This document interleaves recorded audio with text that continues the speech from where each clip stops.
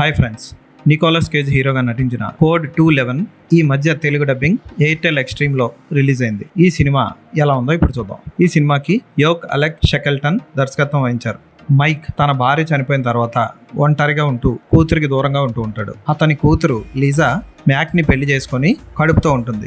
Mic ఇద్దరు ఒకే police department లో కలిసి పనిచేస్తూ ఉంటారు. అయితే ఓ పెద్ద మనీ ట్రాన్స్ఫర్ ఓ బ్యాంక్ లోకి జరుగుతుంది. ఆ మనీ కోసం కొంతమంది గ్రూప్ మసాచ్యూసెట్స్ లో ఉన్న బ్యాంక్ ని కొల్లగొట్టడానికి ప్రయత్నిస్తుంటారు.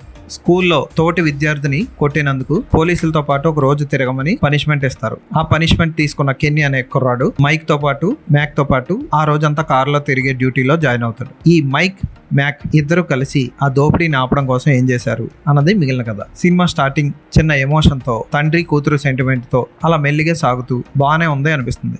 యాక్షన్ సన్నివేశాలు, పాకిస్తాన్ లో ప్రారంభంలో చూపించిన సన్నివేశాలు ఇవన్నీ ఓకే అనిపిస్తాయి. మెల్లిగా కథ